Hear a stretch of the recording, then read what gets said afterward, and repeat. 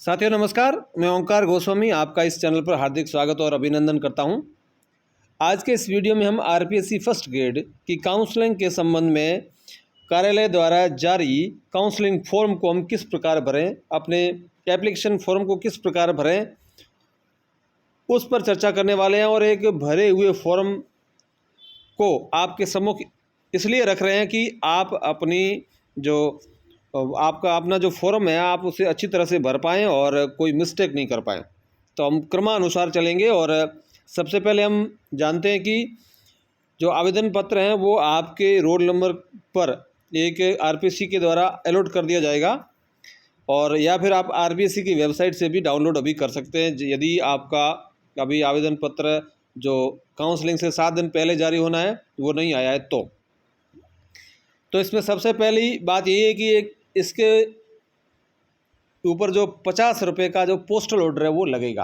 तो postal order है 50 रुपये का, वो आपको पोस्ट ऑफिस से ले लेना है, जो कि राजस्थान लोक सेवा आयोग अजमेर के नाम दे होगा, सचिव के नाम से, सचिव राजस्थान लोक सेवा आयोग अजमेर के नाम से होगा। 50 रुपये का पोस्टल ऑर्डर ये प्रार्थना पत्र या कहें कि एप्लीकेशन के साथ में लगेगा। दूसरी बात, आपको अपना नवीनतम फ़ोटो लेना है।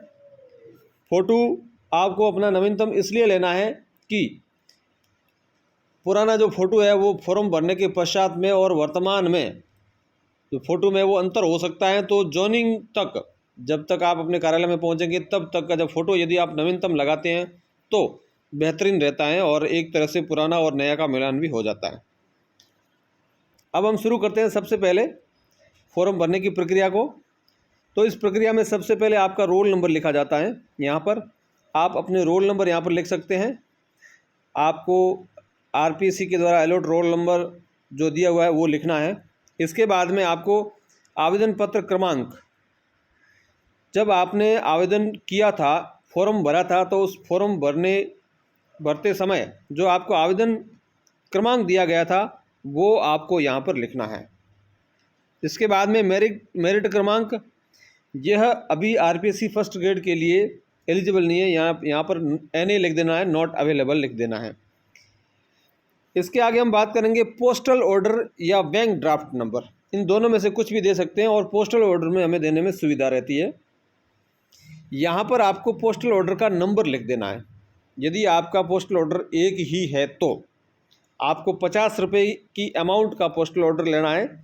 आपको यदि 50 रुपये का एक पोस्टल ऑर्डर नहीं मिल रहा हो तो आप 20-20 रुपये के या 10-10 रुपये के, आप 5 के, जैसे भी है वो टोटल जो अमाउंट है पोस्टल ऑर्डर का वो 50 रुपये होना चाहिए। तो यहाँ पर उन पोस्टल ऑर्डर्स के नंबर लिखने हैं। कोशिश कीजिए एक ही पोस्टल ऑर्डर हो। अब हम आगे बात करते हैं। आगे जब हम बात करेंगे तो इसमें नंबर आता है विज्ञापन संख्या का। विज्ञापन संख्या स्कूल लेक्चरर के लिए संख्या 2 है, 2 नंबर विज्ञापन है। और यदि आप चाहें तो डिटेल में विज्ञप्ति आप आरपीएससी की वेबसाइट से डाउनलोड करके और डिटेल में भी लिख सकते हैं, लेकिन यह पर्याप्त है। वैकेंसी या कहीं विज्ञापन संख्या है वो 2 है। इसके बाद में आपको पद कोड या क्रम संख्या लिखनी है। यह आपको विज्ञापन में मिल जाएगा। विज्ञापन आप है उसे आप अपने मोबाइल में डाउनलोड कर लीजिए या फिर उसका प्रिंट आउट निकाल के रख लीजिए। तो वहाँ पर आपका जो पद का कोड क्या है या क्रम संख्या क्या है वो आपको यहाँ पर लिखनी है। इसके बाद में पद का नाम, जो आपका जो विषय है उस विषय का यहाँ पर नाम लिखना है, और विभाग का नाम आपको यहाँ पर लिखना है माध्यमिक शिक्षा विभाग। इसके बाद में हम बात करते हैं आरक्षण वर्ग की। आरक्षण वर्ग में आप कौन सी श्रेणी में आते हैं? सामान्य में आते हैं तो आप सामान्य में हाँ लिखिए। EWS में आते हैं तो EWS में हाँ लिखिए। ये अन्य पिछड़ा वर्ग के लिए है और ये अति पिछड़ा वर्ग के लिए, अनुसूचित वर्ग के लिए किसी एक पर आपको इसमें हाँ लिखना है। ये यहाँ पर सारी दे रखी है, अनरिजर्व में भी दे रखी है। SC ST का ये जनजातीय क्षेत्र में, अनरिजर्व SC ST जनजातीय TSP के लिए। इसके अलावा 12 जिले के जो किशनगढ़ शाहबाद तहसील के शहरिया है उनके लिए भी यहाँ पर लिखना है। ये सारे जो उत्तर है वो हाँ या ना में आपको देने हैं। इसके बाद में हम बात करेंगे मूल निवास और जन्म स्थान के बारे में। यहाँ पर पूछा गया है मूल निवास क्या है, कहाँ का है, और जन्म स्थान कहाँ का है। तो ये दोनों अलग अलग भी हो सकते हैं और एक भी हो सकते हैं, कोई फ़र्क नहीं पड़ना है। लेकिन मूल निवास जहाँ का आपका डॉक्यूमेंटली बना हुआ है वो ही आपको लिखना है। राज्य यहाँ पर लिखना है आपको, ज़िला आपको यहाँ पर लिखना है और यहाँ पर तहसील लिखनी है। और यदि आप अपने गांव का नाम इत्यादि लिखना चाहते हैं तो आप यहाँ पर भी लिख सकते हैं। तो आपको घबराना नहीं है। जन्म स्थान आपका राजस्थान हो सकता है, राजस्थान से बाहर का भी हो सकता है, या जो कोई अन्य ज़िला भी हो सकता है, अन्य स्थान भी हो सकता है। मूल निवास आपको डॉक्यूमेंट में जो है वही दर्शाना है। यह जो आपका एक्चुअल है वही आपको लिखना है, इससे कोई फ़र्क नहीं पड़ेगा। इसमें आपको हाँ लिख देना है। और यहाँ पर नीचे दे रखा है अतिरिक्त विशेष श्रेणी में आवेदक संबंधित कॉलम में हाँ अंकित करें और शेष कॉलम में क्रॉस का चिन्ह लगाना है। यानी कि आप जहाँ पर हाँ है तो वहाँ पर हाँ लिखे, बाकी जगह ऐसे क्रॉस का चिन्ह आपको लगाना पड़ेगा। किसी एक में आपको हाँ लिखना है, शेष में आपको क्रॉस लगाना है और कोई भी कॉलम है वो आपको खाली नहीं छोड़ना है। अब हम आगे बढ़ते हैं। आगे ये श्रेणी दे रखी है, यहाँ पर महिला के लिए, निःशक्त के लिए, और महिला में दे रखा है कि विवाहित, अविवाहित, विधवा, विच्छिन्न विवाह, जिसमें भी है आपको उसमें महिला के लिए। और यदि पुरुष भर रहा है तो उसको इस प्रकार क्रॉस कर देना है। और निःशक्त है तो उसे यहाँ पर किसी में हाँ लिखना है, अन्यथा इसे क्रॉस कर देना है। और भूतपूर्व सैनिक है या उत्कृष्ट खिलाड़ी हो या एनसीसी सी सर्टिफिकेट धारी हो तो उसे हाँ लिखना है, अन्यथा उसे क्रॉस कर देना है। इसके बाद में हम आते हैं सेवारत कर्मचारी के लिए। यदि कोई गवर्नमेंट जॉब में है तो उसको अपनी जानकारी यहाँ पर देनी है। यहाँ पर राज्य सेवा कर्मचारी यदि है तो उसे हाँ या नहीं में उत्तर देना है। पंचायती राज या सार्वजनिक निगम के लिए भी यहाँ पर जानकारी देनी है। विभागीय कर्मचारी है तो उसे जानकारी देनी है। अराजपत्रित कर्मचारी है तो उसे यहाँ पर भरना है। और मंत्रालयिक कर्मचारी है तो उसे यहाँ पर देना है। तो जो जानकारी आपकी सेवारत कर्मचारी में है आपको वही भर देना है, अन्यथा आपको नहीं लिख देना है। उसके बाद में आवेदक का पूरा नाम आता है। आवेदक का पूरा नाम आपको यहाँ पर हिंदी में लिखना पड़ता है। यहाँ पर लिखा हुआ है कमलेंद्र सिंह चौहान, और ख में यहाँ पर ब्लॉक लेटर्स यानी कि बड़े अक्षरों में आपको लिखना है अपना नाम कमलेंद्र सिंह चौहान ऐसे। और ये मिस्टर, मिसेज या मिस जो भी है वो ऑटोमेटिक लगा हुआ होता है, हमें इसमें ऐड नहीं करना है। इसके बाद में पिताजी का नाम लिखना है लाल सिंह चौहान, जो आपको डॉक्यूमेंट में लिखा हुआ है वही लिखना है। आपको स्पेस है तो स्पेस देना है, अन्यथा आपको वैसा ही रखना है। और माता का नाम, और इस प्रकार आवेदक की जन्म तिथि है वो आपको यहाँ पर लिख देनी है।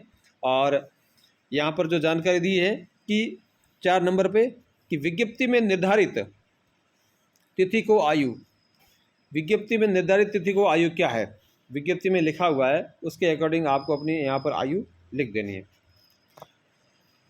नागरिकता भारतीय है, धर्म आपको यहाँ पर लिखना है, और वैवाहिक स्थिति आपको ये लिखना आवश्यक है। अविवाहित है तो आप हाँ लिखें, और यदि विवाहित है तो फिर आपको ये कॉलम संख्या 8 भी भरना पड़ेगा। और यहाँ पर विच्छिन्न विवाह, विधवा, विधुर, पुनर्विवाहित इत्यादि सारी जानकारी जो भी है संबंधित जानकारी देनी है। और यहाँ पर विवाह का विवरण आपको देना है। यहाँ पर पति या पत्नी जो भी उनका नाम लिखना है, विवाह की तिथि लिखनी है, विवाह का स्थान लिखना है, और विवाह का पंजीयन होना आवश्यक है, इसलिए विवाह का पंजीयन संख्या भी है वो यहाँ पर लिखना आवश्यक है।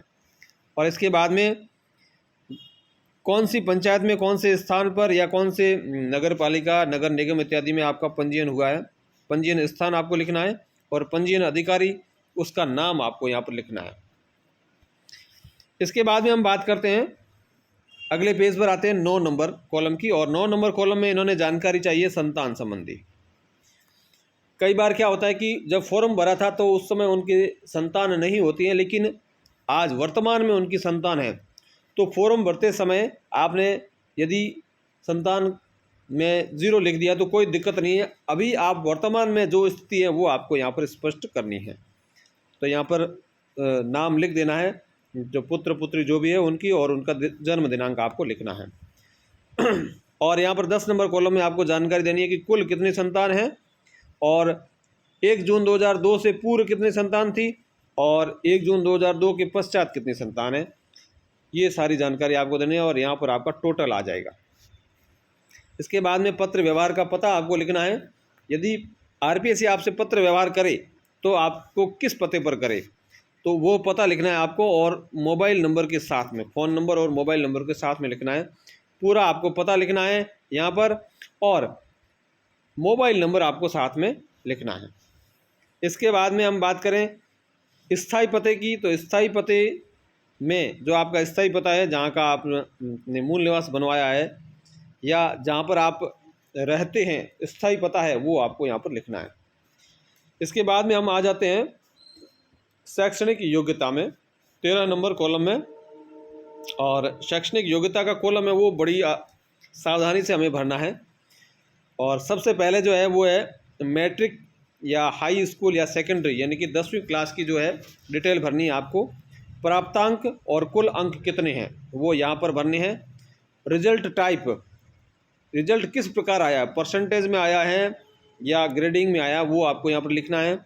कौन श्रेणी या ग्रेड जो भी है वो आपको यहाँ पर लिखना है।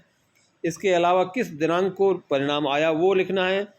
ऐच्छिक विषय क्या रहे थे, क्योंकि 10वीं में ऐच्छिक नहीं है, सभी अनिवार्य हैं, इसलिए यहाँ पर NA लिखा हुआ है। और कोर्स की अवधि कितनी रही, 12 महीने। और कौन से बोर्ड से है, तो ये RBSE या BSER राजस्थान लिख देना है। और प्रयासों की संख्या भी आपको यहाँ पर लिखनी है, कितने प्रयासों में। यदि आपने 10वीं एक से अधिक बार, कई बार कोई कैंडिडेट फेल भी हो जाता है, तो उसको अपने प्रयासों की संख्या यहाँ पर स्पष्ट लिख देनी है। इसके बाद में हायर सेकेंडरी की जानकारी, यहाँ पर प्राप्तांक और कुल अंक, परसेंटेज या फिर ग्रेडिंग जो भी टाइप है वो लिखना है, यहाँ पर प्रतिशत लिखना है। जारी दिनांक परिणाम की, और ऐच्छिक विषय क्या रहे हैं। आप यहाँ पर आपके जो ऐच्छिक विषय, जैसे आर्ट्स है तो आर्ट्स में कौन कौन से 3 विषय आपके रहे हैं वो आप यहाँ पर लिखें। इसके बाद में समय अवधि 12 महीने है, और यही RBSE या BSER राजस्थान लिख देना है। और प्रयासों की संख्या यहाँ पर लिखनी है। इसके बाद में स्नातक, स्नातक में आपने BA किया है, BCom या BSc जो भी किया है वो लिखना है। और कुल प्राप्तांक कितने हैं और कुल अंक कितने हैं वो यहाँ पर लिखने हैं। साथ में यही रिजल्ट का टाइप, श्रेणी या परसेंटेज लिख देने हैं। और जो आपका स्नातक का जो अंतिम वर्ष है उसका परिणाम किस दिनांक को जारी हुआ वो यहाँ पर लिखना है। इसके बाद में ऐच्छिक विषय आपके कौन कौन से रहे हैं, जैसे इन्होंने लिखा है बैचलर ऑफ आर्ट्स, तो यहाँ पर इनको 3 विषय भर देने चाहिए थे। इसके बाद में कोर्स की अवधि है वो 3 साल की थी, तो 36 महीने लिख दीजिए। और उस विश्वविद्यालय का नाम आपको यहाँ पर लिख देना है। इसके बाद में अधिस्नातक या स्नातकोत्तर एक ही है, और यहाँ पर MA MCom या MSc जो भी है उसकी डिटेल आपको यहाँ पर भरनी है। प्राप्तांक और कुल अंक या परसेंटेज या ग्रेडिंग जो भी है यहाँ पर प्रतिशत लिख दीजिए। या रिजल्ट जारी, MA में जो फाइनल ईयर है उसका रिजल्ट है वो कब जारी हुआ वो दिनांक लिखनी है। कौन से सब्जेक्ट में था वो लिखना है। 2 साल का होता है यानी कि 24 महीने, और यूनिवर्सिटी का नाम। फिर BEd, शिक्षा में स्नातक, BEd या शिक्षा शास्त्री जो भी डिग्री आपके पास में है वो डिटेल भरनी है आपको यहाँ पर। प्राप्तांक और कुल अंक यहाँ पर लिखने हैं, यहाँ पर टाइप लिखना है, यहाँ पर प्रतिशत, और जो फाइनल परिणाम है वो किस दिनांक को जारी हुआ वो तारीख लिखनी है। यहाँ पर जो ये बैचलर ऑफ आर्ट्स लिख दीजिए, या फिर 2 विषय जो आपने लिए थे वो लिख दीजिए। 12 महीने का कोर्स था, और यूनिवर्सिटी जो जहाँ से आपने किया वो लिख देंगे। इसके बाद में हम बात करते हैं अन्य परीक्षाओं या जो आपने पास किए हैं उसके बारे में भी आप लिख सकते हैं। जैसे नेट, सेट, गेट, कैट जो भी आपने यहाँ पर दिया उसकी डिटेल यहाँ पर दे सकते हैं। RSCIT की दे सकते हैं, या कोई अन्य परीक्षा जो आपने यहाँ पर दर्शाना चाहते हैं, MA या MSc या आपने MCom इत्यादि जो डबल किसी अन्य सब्जेक्ट में भी किए तो वो भी आप यहाँ पर दर्शा दें, ताकि आपका जो प्रमोशन इत्यादि में यदि कहीं कोई ऐसी समस्या नहीं हो, या फिर जो जानकारी जो आपको बाद में ऐड करवाते समय जो दिक्कत होती है वो आपको बाद में दिक्कत नहीं आए, इसलिए आप यहाँ पर सारी जानकारी दे सकते हैं। यहाँ पर इंटर्नशिप में आपको NA लिख देना है, और ब में और स में रजिस्ट्रेशन विवरण, इसमें भी आपको कुछ नहीं भरना है, क्रॉस कर देना। जो कॉलम भी आपके हैं जो काम के नहीं है उसमें क्रॉस अवश्य कर देना है, खाली नहीं छोड़ना, ये बात आपको ध्यान रखनी है। इसके बाद में हम बात करते हैं पद हेतु आवश्यक अनुभव प्रमाण पत्र। ये कोई अपन फर्स्ट ग्रेड में ये एलिजिबल है नहीं। आगे बात करते हैं हम 14 नंबर कॉलम है सूचना।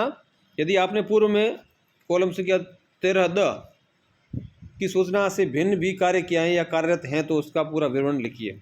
यदि आप कहीं जॉब कर रहे हैं तो फिर आपको यहाँ पर लिख देना चाहिए पद का नाम, नियुक्ति अधिकारी या पद नाम, विभाग, पद ग्रहण करने की दिनांक, पद छोड़ने की दिनांक, स्थायी अस्थायी, मूल, वेतनमान इत्यादि जो भी है वो लिखते हैं।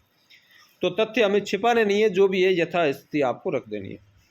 इसके अलावा ये जो कॉलम दे रखे हैं आपको पढ़ करके अपने योग्यता के अनुरूप आप उसमें छूट लिया है या नहीं, या अनुभव, पुरस्कार इत्यादि जो भी आपको यहाँ पर पूछ रहा है।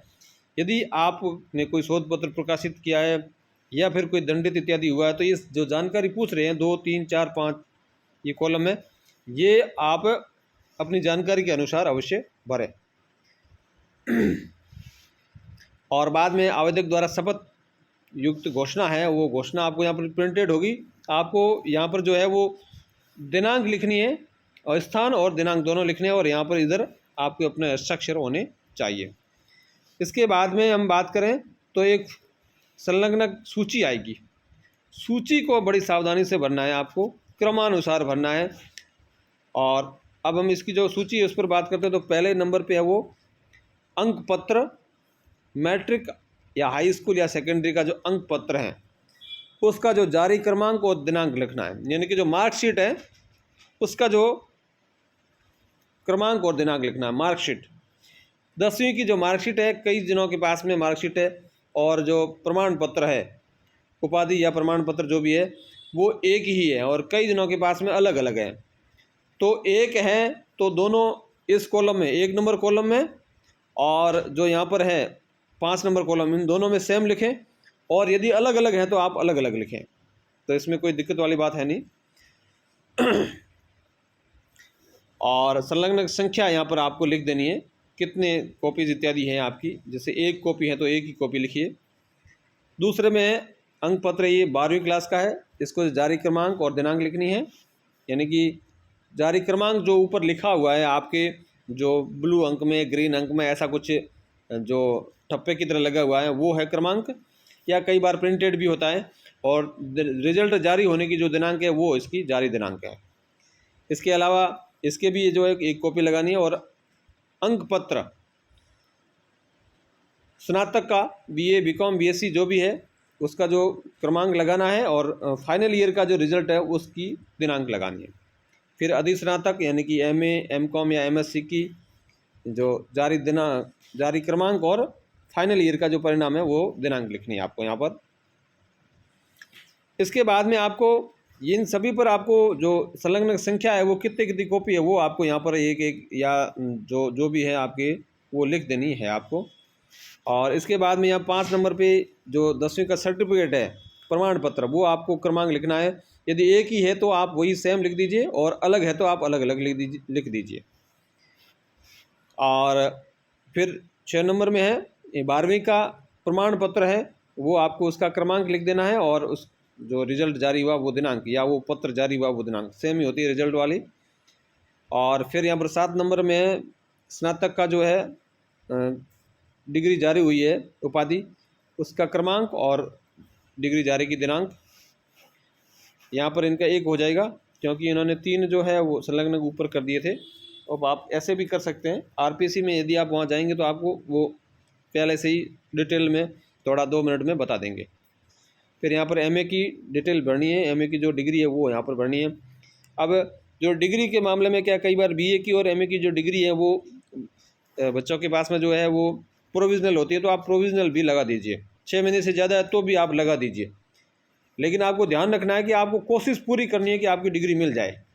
क्योंकि यदि RPSC ने आपको लेटर भेज दिया कि आप 6 दिन में, 7 दिन में, 5 दिन में या 15 दिन में आप डिग्री ले आओ, तो आपको लानी ही पड़ेगी।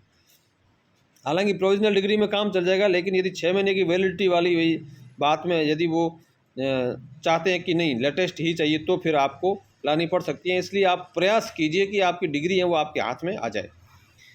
इसके अलावा चरित्र प्रमाण पत्र हैं, ये आप चरित्र प्रमाण पत्र हैं वो आपने जहाँ अंतिम शिक्षण संस्थान में जहाँ पर अध्ययन किया था रेगुलर, वहाँ से जो जारी हुआ है वो आप लगाइए, उसका नंबर यहाँ पर लिख दीजिए। नंबर नहीं है तो तब भी कोई बात नहीं, 1 नंबर लिख दीजिए, कोई दिक्कत नहीं। और जो जिस दिनांक को जारी किया वो लिख दीजिए।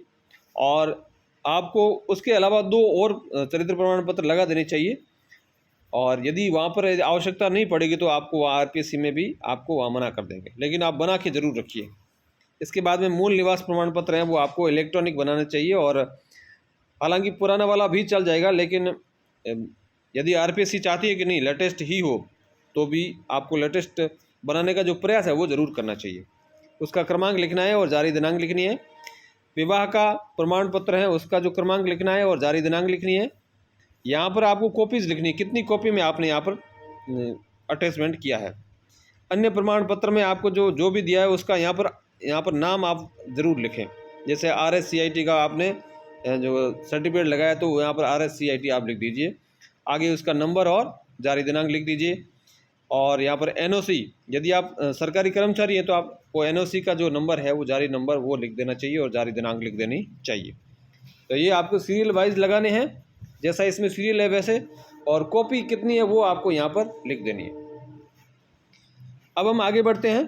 शिक्षा संबंधी प्रमाण पत्र ये उनके लिए हैं, लिखा हुआ है आवेदक यदि अपेक्षित शैक्षणिक अर्हता उत्तीर्ण नहीं है किंतु आवेदन की अंतिम तिथि तक उसकी परीक्षा में सम्मिलित हुआ हो या फिर हो रहा है, तो ये उनके लिए है जो रनिंग थे, जिनकी अध्ययन चल रहा था। तो इसमें लिखा हुआ है स्पष्ट कि आवेदन की अंतिम दिनांक तक उसकी परीक्षा में सम्मिलित हुआ था।